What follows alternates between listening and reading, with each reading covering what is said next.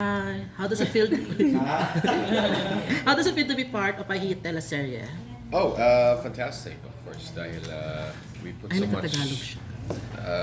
pinapasok natin yung mga emotions at yung, our life experiences, characters, and yeah, it's very rewarding. Prior to this, did you undergo a workshop? Acting workshops. Specific Acting workshop. Specifically para sa For the movie 2? teleserye. No, wala. Yeah. They invited me over and then yes, they just liked me and kept me in. Pero did you have acting experience before? Kasama ko sa mga pelikula dati. I was more busy actually with Viva Films, the workshops there, and syempre sa ABS-CBN, Be My Lady before. Yeah. And so on, so on. Ano yung magiging role, like part of, ano yung role mo dito? My role here is the troublemaker. Ako yung nagliligo sa ibang bahay, kung walang tubig sa bahay ko. And I just run around naked all the time. Oh. Yeah, yun yung role ko. How is it working with Jeneline, with Gabby? Very cool. I like it very much. Jeneline, I'm learning a lot from. Si Gab naman, it's like a kaibigan, bro. So it's fun to work with friends. Yeah.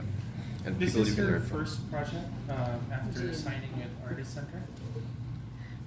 After signing with Artist Center, I think I did a movie or something. I'm not too sure. Pero I didn't work with GMA hanggang last year. Walang last year. I think it was with Jeneline also, but Dear Okay pala yun. But I think it's the first TV show after signing, yeah. Lynn, pag-focus na sa showbiz. Pag-focus na pa sa showbiz or tuloy ka pa rin sa mga pageant? My what? Sa pageant. Pageant? What do you mean pageant? Yes, like yung dati sa Modeling. modeling. Oh, was I ever into that naman? I was never really into that modeling. Actually, in modeling, I always looked at more of a fun activity. I mean, I don't want to sound condescending towards models, but I myself, I never looked at myself as a model. So I just, I'm just doing this one because I enjoyed very much. I learned a lot personally also, and to be honest, I'm just doing it because I enjoy working this kind of work. Yeah. So focus is here. How about your brother, si Kiert? Hinakayat mo rin ba siya na mag-enter din sa showbiz? Kasi right now, parang sinusundan niya yung path mo eh. Oh, really? Mag-modeling din siya. Susunod dun, mag-ano. Yeah, that's the good example. He's more like a full-blown model. He likes modeling. I personally didn't like modeling too much, personal reasons. But he loves it. But if kung sinasabi ko, ay Kurt, bakit ayaw mo sa showbiz? I think hindi siya ready pa. And I guess it's a good thing kasi kung modelo ka, you can travel, you can meet other people, and maybe he comes back, does a little bit of hosting.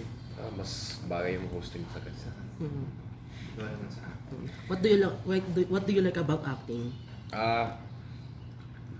Acting is like poking holes in your wounds. I love that so much. It hurts so much sometimes, and I just enjoy everything about it. Like if you have personal issues, you just go acting, and then you just poke it, and then you express it, and yeah. What was your most challenging scene in this teleserye My most challenging scene so far? so far, that must have been yung pinost ko sa Instagram, of course, where I think Theo is trying to get back Ruffy as always, and but this time he, gets very emotional. Yeah, sa Instagram pinost ko. Sa Given a Instagram. chance, ano yung gusto mong genre na itry in acting? Genre. Try action? Oh yeah, I was about to say action for sure. Gusto ko yung 80s action. Sana babalikan mo, no? That was cool. That was a good era. Sino mga Did you get to one? FAJ. yeah, lahat yung mga Roman Padilla, mga ganun. Yeah, those guys. That was cool. Like, This show isn't much of like a drama per se, Very but light. it's very light. It has comedy.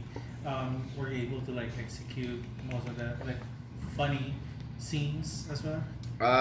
well, it depends naman sa character mo. Or sa character ko. Kasi actually, you're right. This show is very light and very comedy. But I think they throw me in para my pepper, my spice, my drama, and heartbreak feeling. I guess you would say that. Yeah. So even though it's a very light show, we have characters na. Me personally, your question is if I was able to do some comedy there, Yeah. not so much because my character does not, have that kind of side. Yeah. Michael, ito ba kauna-una nung pagganap bilang isang kontrabida or sabi mo troublemaker sa eksena nito? Kung ako yung troublemaker, Is it your first Hindi, time? ito ba the kauna-una first time, sa- I don't think so. I've been playing third wheels actually for the whole time. So sanay ka na. Oh. Yeah. I think I have this look for. I'm the kind of guy you like to date, but not introduced to your parents. Are there other Kapuso artists you wish to work with in the future?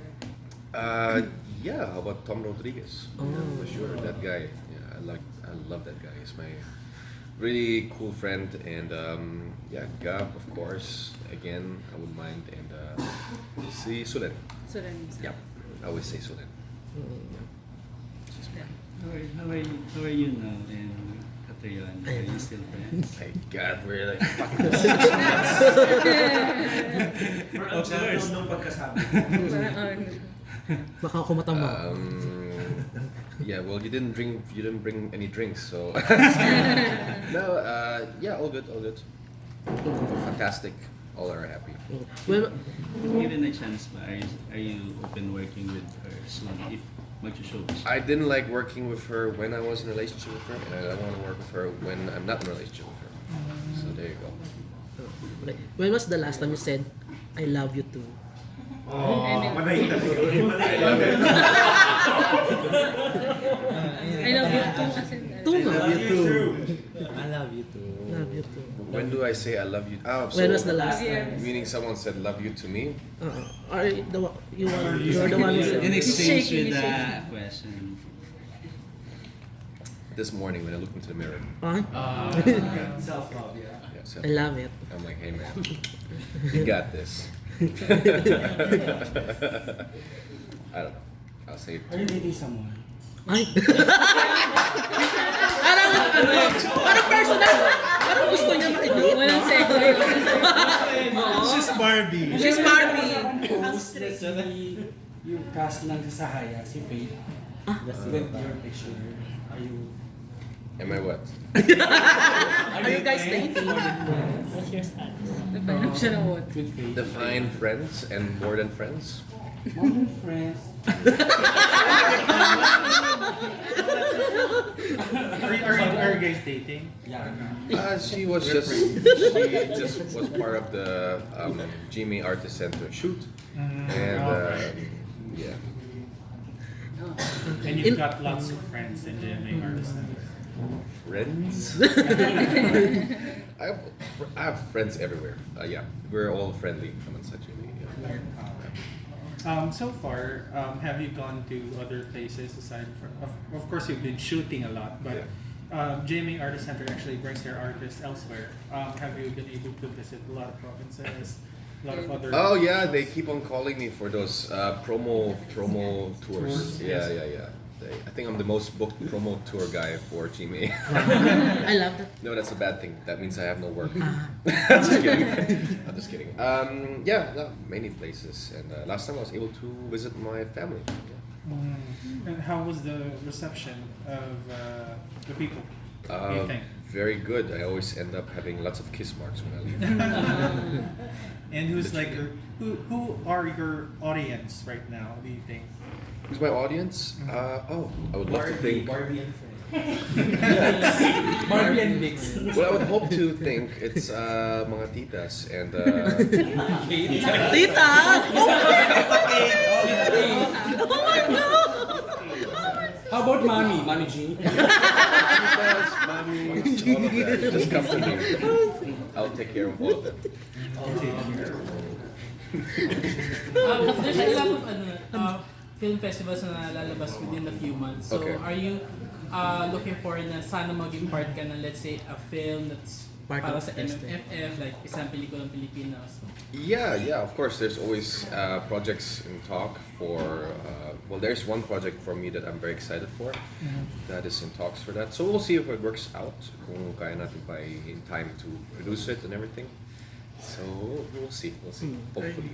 Are you willing to do a film that out of the box, like Gay a sexy or a gay film? Is it okay with you to do that? Well, I did already one gay role with Alan Dison, but yeah, magpakailanman. Well, to be fair though, it wasn't super out of the box because technically I was playing a straight dude that happened to date a guy, so like, kind of gay but not really gay. But in terms of like sex scene, what were we talking about? Like Yes. pornography? Just a skin or a trans or When everything goes down. Daring scenes. Yeah, well, like I said, I was told, well, it has to be always, of course, tasteful. Yeah, it's fine. I mean, you know, like once the director says action, you're not yourself anyways, so technically, I'm right, as long as it is classy. Yeah. And if needs sa scene, kung kailangan sa scene. Yeah, of course, I would hope so. Not just that you're meeting on the market and then you just start making out and stuff like that. Yeah. Just kidding. Ano pa dapat namin abangan sa character mo sa Love You Too? Oh gosh, I would love to answer you that. Well, how's it? I think what happens with the character is, I think we're going to the stages of grief almost with the character, because he started to realize that his super big love is leaving him and really not coming back. And yeah, I think that's something where you can see he's going slightly, I feel at least, Theo is going slightly mental. He's going a little bit crazy. And we'll see what happens, how he regains sanity. Hindi ba nahihirapang bato ng mga eksena, especially if it's Tagalog, kumbaga yung kapag ka mga malalalim na Tagalog, or are you studying na Tagalog? Yeah, oo naman. Pero technically, kasi yung character ko naman, well, pwede naman Tagalog, pero yung malalim na Tagalog, medyo nahirapan pa ako minsan, pero it's more on the grammar, yung sentence structure, pero pwede din. Pero ngayon di naman kailangan sa character, parang gano'n. Yeah, may halo-halo Taglish. Yeah, may Taglish lines. So, Eh, prior to GMA, nakailang management team kayo? prior to Dream A, I was with a modeling agency, Reco. Then I went to Viva, and then I worked with ABS-CBN, and then, kasi I'm usually very loyal to whoever I work with. So I waited for Be My Lady back then to finish first before I go to another network and accept their offer of, I guess, interviewing me. So far, how do you feel naman in terms of the way GMA takes care of you? I think they're spoiling me a little bit too much. Kasi, They're very nice. But I think what it is I think every artist naman is, switching sometimes management. And it's not that one is better than the other. It's just more that what fits you in that moment more so. And GMA just happens to be the network that I prefer to work with at the moment. And I'm very happy with to work with. last question. You had a short stint in Itbulaga.